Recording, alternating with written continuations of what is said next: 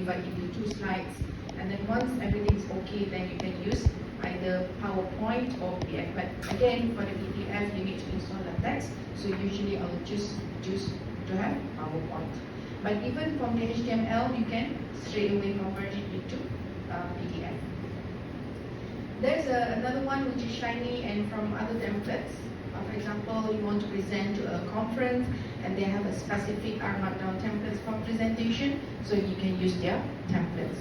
But so far, I think knowing this tool is adequate. So let's now choose this document. So you can change the title and the date, but I just straight away select the default one. So by default, it gives you a few examples already. For example, this is the heading, okay? And then you can write something, you can include the link here, and then you use the double star before and after the word where you want to make it bold. So this is the important parts, yeah? So when you have an R code, something like this, let's say you want to use the data set named cars, and then you want to find the summary of cars, so you just put the quotes there. And then, let's just look at another example. So you use double hashtag to make this as a heading, and then you write something, and then you use this, I don't know what is this called, but this is not like what is this quotation mark or something. It is something on the left part of your keyboard under tilde, okay, under the tilde symbol.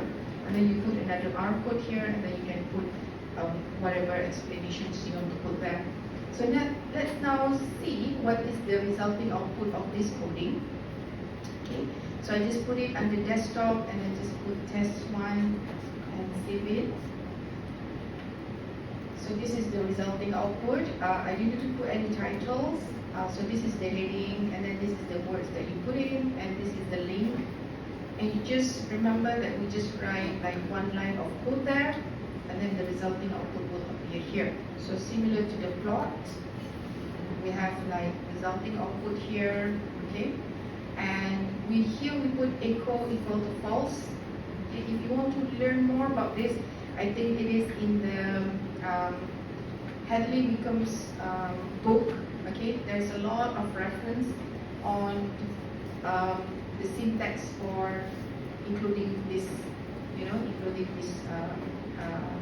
R code chunk. Okay, so let's see here, if I put echo equal to true, which is by default it should be true, and then you can hit again, you can see that once you put echo equal to true, the code will also appear. Okay, so how do you know what else you can do with echo equal to true, echo equal to false, or warnings equal to true or false, and all that? You can refer to the book Wickham. Okay. So I'm sure for the markdown, we also have some part in which I ask you to do the EDA. Okay. So for this one, I want you to use the Forbes 2000 data. Have you done the EDA on this one? Yes and no. Have you really done this? Okay, I hope you have done this, yeah. Because this one, you can look at all the codes that I put here. The most important thing in this exercise is I want you to really ask yourself, like whenever you see the code and then the resulting output, I want you to really understand and get familiar with with what does it mean. Okay? Like for example, what is the class function do, the class command do? What is dim? For example, what is dim? Dimension. It gives the dimensions to the data. Okay? Like for example, you see the resulting output. The dimensions of Forbes 2000 data, it has 2000 rows and 8 columns. Okay? So this is what I want you to get familiar with. Number of row, number of column, and names and all that. So this is as much of the EDA codes that I can share with you using the Forbes 2000 data. And I want to remind you again and again that R is a language. Just like any other language, for example, you want to learn Arabic or you want to learn Mandarin. Okay, so it is not possible for me to teach you every word in the dictionary, am I? Isn't it? So I'm not going to be able to teach you all the codes that are there in R, but I'm going to teach you something that we use every day. For example, you go to the shop and then you say, can I buy this item please? So, you know, those kind of things. So the more that you use the wording, or the more that you use the vocabulary, the familiar you will be. And this is among the most common functions that you use whenever you use EDA. But feel free. That is why towards the end of this PDF, I actually give you an exercise here. In the exercise, I ask you to write another markdown file and explore the data set in Boston.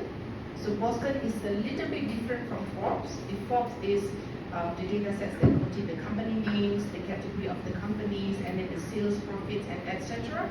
The Boston data set has information on the median value of the house, and then it has several other things. Okay, so it is quite interesting to to explore the data in Boston, and please do not limit yourself to whatever the code that I shared for Forbes 2000. Okay, in fact, you can go and then, for example, you maybe have your own idea. Like for example, oh, I want to see the relationship between this variable by this variable and da. Okay, and then but you're not sure how to do it. So the best way is what? You Google it. Okay, because I do that all the time. Even though I've used R for so long, but every time that I want to run some analysis, definitely I will Google it. Okay, because there's always a new way of doing things. And using R is not like, sometimes there are different kind of writing the code to get into the same destination. So for example, you want to get this output, so maybe you write it in this way, but the other person might write it in a little bit different way. Okay, so there's no right or wrong. The most important part is, do you get the results? Okay, all right. And a lot of resources are available for R. So so this is regarding the EDA and also the markdown. I really hope you have follow all the all the codes given to you and follow the exercises. Before I want to discuss about visualization, do you have any questions regarding R markdown and EDA? Okay, no question. Okay, so far so good. I think, yeah, because if you follow it, then it's quite straightforward for that part. Okay, the visualization, there are two parts of visualization. The first part is ggplot. So in visualization, I went through very quickly. Yeah, if you look at the video that I shared with you, I think last week, I shared with you on creating the ggplot for different kind of data. For example, if you have univariate numerical data, then you want to construct a histogram. And then if you have like a bivariate categorical data, then you want to construct a side-by-side bar chart or stack bar chart. So I actually share with you a video on this. Basically on the ggplot, okay, we have like 3 different components. The first one is you define the data, and then the second one is you do the mapping. The mapping is defining which column do you want to use in order for you to construct the charts. And then we have layers. So layers is the one who defines how the charts will be constructed. And we can add a lot more actually. So this is the example that I gave you before. So for example, if you want to fill a scatter plot, then you use geom point. And then on top of the scatter plot, you want to add this line with the standard errors as a ribbon, around the line, and then you use geom smooth. Okay. So actually, if you use R, if you want to do a very quick plotting, you don't have to use ggplot, because ggplot is quite, long. For example, I just want to quickly check what is the distribution of this variable. So I just can run whatever is available in the base package without using the ggplot. Okay. So we use ggplot for its versatility because it can do a lot of things. And ggplot is usually being used when you want to do the final thing. Like for example, you want to do your assignment, or you want to do publications, and you want your graph to be pretty, it has the proper labels and all that.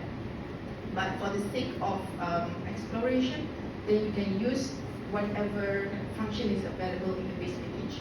Okay. For example, let me just show you very quickly. Yeah. Here I go to the console and I want to use data iris.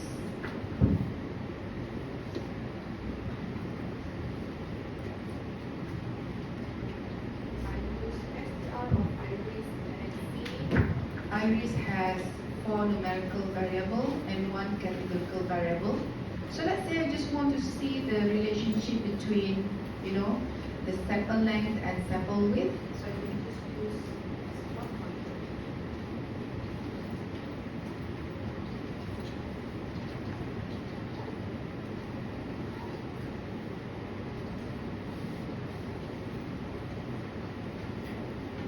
So the plot function will produce the plot that you can see on the right hand side. But as you can see, comparing to the ggplot, this one is very simple. Okay, so this gives you, like, for example, you really want to see the scatter plot, the relationship between these two variables very quickly without doing any labelings, without doing any, you know, colorings and all that. So you can use this one. And another one is histogram. So histogram, you can just put histogram of sepal.length, then you can just use HIST. Okay? And you want to plot a line chart or time series plot and all that. There are actually commands from the base package for exploration. But if you are satisfied with this, you see that, oh, I'm satisfied with this, but I want to make it like a final, you know, final output, then you can use the ggplot. Okay? Because ggplot is, I would say, there's a lot more things that you can do in that ggplot. You can add some polygons, you can add some labelings, you can change the color, and etc. Okay. I think for the EDA and also for the visualization, it's quite straightforward. So if you really follow the coding, you can get the output unless there is some, you know, spelling errors and all that. So basically, this is the sum of the capability of ggplot. There are actually a lot more.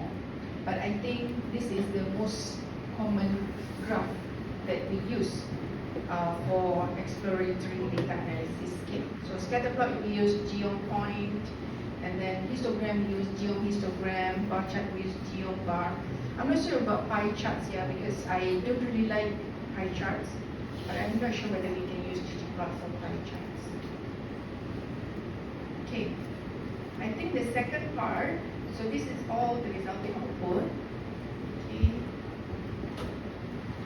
Okay, the second part is talking about the visualization for statistical computing, in which the focus is on the visualizations of multivariate numerical data. So in this one, I think the first one we did was on panel display. So this is especially important when you want to see the relationship of all numerical variables within a data set. And in this one, we use iris data sets. Yeah, basically it comes out with a scatterplot matrix like this. So it gives you like a dashboard where you can see what is the pattern looks like between each of the pair of the numerical data sets in this one. And because iris data sets, we only have like 4 numerical variables, so it is easier to see.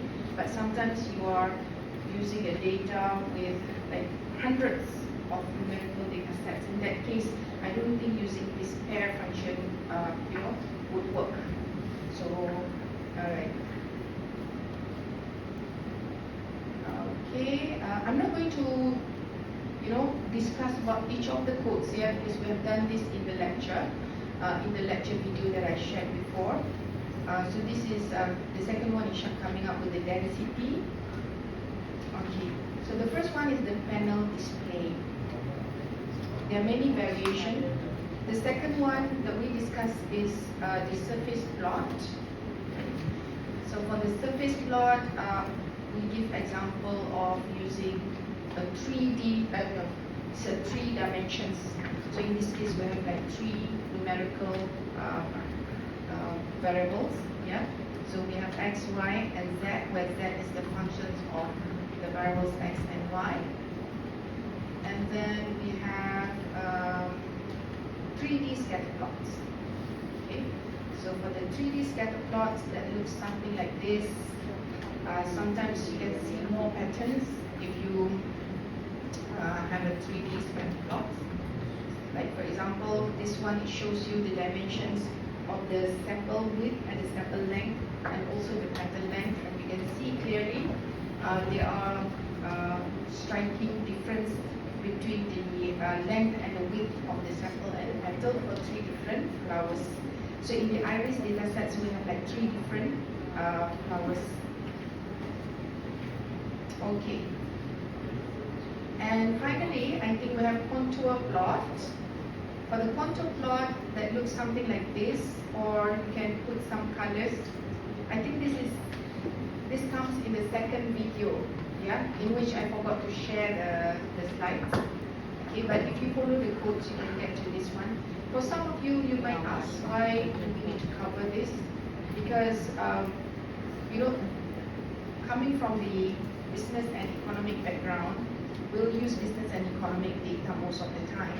So you might not see any relevance in using the contour plot. Okay. So for myself also, I think like very rarely that we will use the contour plot, but sometimes it can be useful to know about this as well. Because the contour plot is not so different from the heat map. For example, like you have the data, and then you want to see, the relationship between the data that I had an example before, but I kind of forgot it. Anyway, if I remember it, then I will talk about it again. Yeah. But let's just, at least we know that we can create, a contour plot like this. I have one example on social sciences data set, but it just slipped from my mind just now. So this one is one exercise. Actually, this is based on last year's final exam question. So, have you tried to answer this question? Yes. Did I ask you to submit on Spectrum? Okay, I haven't checked, but I will check your answers for those of you who have submitted. Yeah. But those of you who have not tried this, please do so. Okay.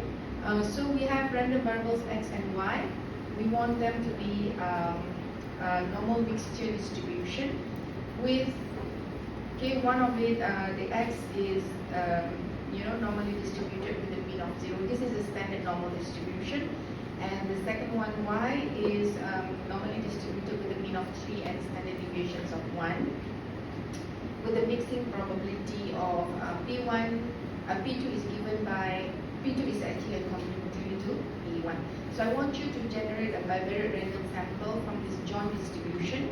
And I want you to create the contour plot for this bivariate mixture, and then construct a field contour plot, and then construct a surface plot. So it is okay if you haven't done this, because I don't think we have discussed regarding the distributions of the data. We are going to discuss it today. So maybe after today, you can try to create these random variables from the normal mixture variables, from the normal mixture, bivariate mixture, and then you can use whatever that you have learned from these visualizations to answer the rest of this question. Okay? Alright.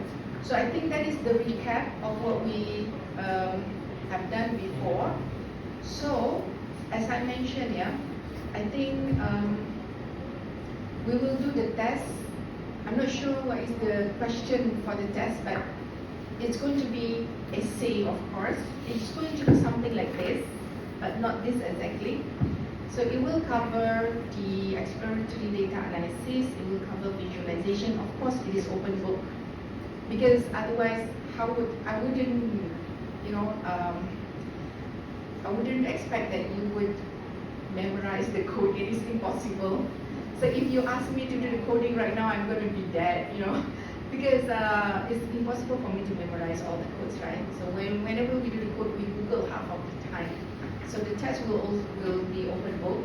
So there will be questions something like this, in which I ask you to plot something using the contour plot or using the hexagonal plot. And I'm going to ask you to do some summary of the data. I want you to find out what is the mean sales of Forbes 2000 data and etc. So it will cover the exploratory data analysis, and it will also cover visualization for most of it. Okay. I think the earlier part is not so important. Like for example, during the first week, we just learn how to use the package and sequence function, repetition function, and all that. I think that is like the basic foundational knowledge to use R. Okay, so all right. So do you want to take a break? Very short break. Okay, 5 minutes before we continue with today's topic, which is on simulation. So we will continue again.